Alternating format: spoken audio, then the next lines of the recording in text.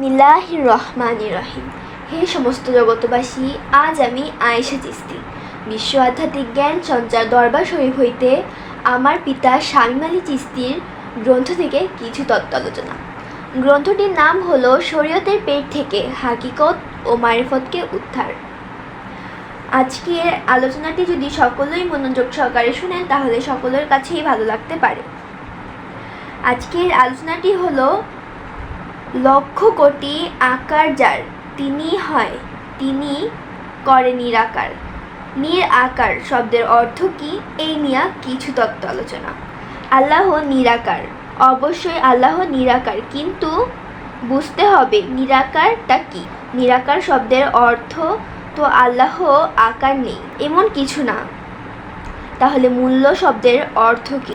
নির, একটি ভাষায় বাসা বা পাখির বাসাও বলা যায়। আরও একটি ভাষায় বলা হয় নীর শব্দের অর্থ পাখি। এখন কোন নীর আকার বলা হইয়াছে? যেমন আল্লাহ পাক হযরত মুসা নবীকে বলেছেন, পানিকে জ্ঞানের সাথে তুলনা করা হয়েছে। মহাজ্ঞানী তো আল্লাহর পাকের উপরেও আর কিছুই নেই, কেউ নেই। তাহলে পানি বরং কি, অথবা পানি দেখতে কেমন, কি তাহার রূপ সুরত, পানির রং কি বলবো, কালো সাদা সবুজ, দেখতে কেমন, পানির রং কি বলবো, কালো সাদা সবুজ, আসলে এইসব কোনোটাই না। তাহলে কোন রকম? পানি নিজের রং অথবা সুরত নেই।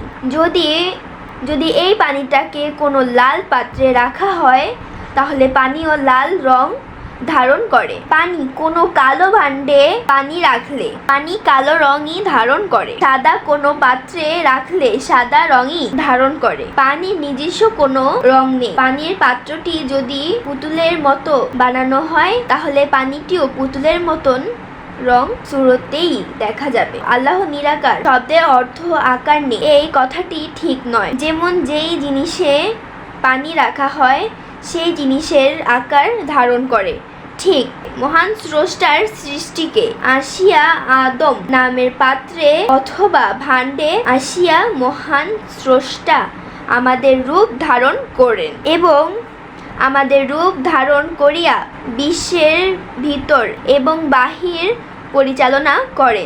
যদি কেউ অথবা কোনো ব্যক্তি যদি আমার এই কথা শুনে বিশ্বাস না করে তাহলে আর যদি বলে এই কথা মানি না এবং ঠিক না, তাহলে আমি বলবো আল্লাহ কি কোনো কিছু কম আছে? যদি কেউ বলে কম আছে তাহলে আমি তাহাকে সাথে সাথে কাফের বলে দাবি করব। আল্লাহ বলিয়াছেন, কুল হু আল্লাহু আহাদ আল্লাহুস সামাদ, অর্থ আল্লাহ এক, অদ্বিতীয়। মাসাদ শব্দের অর্থ কি? সম্পূর্ণ। তাহলে যদি কেউ বলে আল্লাহ কোনো আকার নেই তাহলে আল্লাহর আকারের অভাব আছে।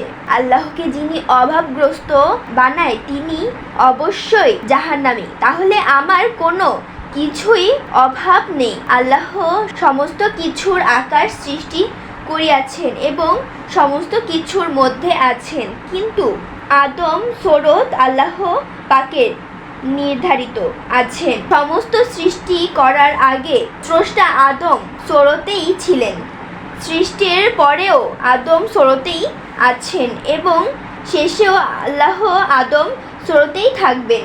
আল্লাহর যে আকার আছে কোরআনে অনেক জায়গায় প্রমাণ দিয়েছেন। যেমন রোজাদারদের রোজা পুরস্কার আল্লাহ নিজ হাতে দিবেন। কোরআনে নবীজি কাফেরদেরকে ধুলোবালি নিক্ষেপ করিয়াছেন। কাফেররা পঙ্গু, অন্ধ, বধির হইয়া গিয়াছিল।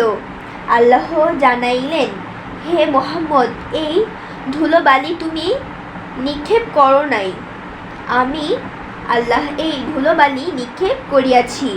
তাহলে আল্লাহ সেই নিজের তো নবীজির আকারে আসিয়া একাকার হইয়া গিয়াছে।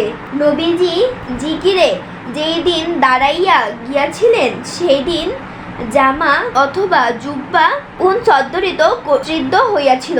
নবীর শরীর তো কাটল না, সেই দিন আল্লাহ একাকার হইয়া গিয়াছিলেন। তাহলে আল্লাহ সূরত আদম সূরত নবীরে যে পাবেন সেই আল্লাহর দেশে যাবে। আমিন। তো হে সমস্ত জগতবাসী, আজকের আলোচনাটি এতটুকুই।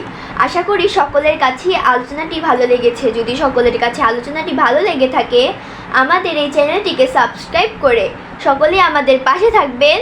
সুস্থ থাকবেন। আল্লাহ হাফিজ।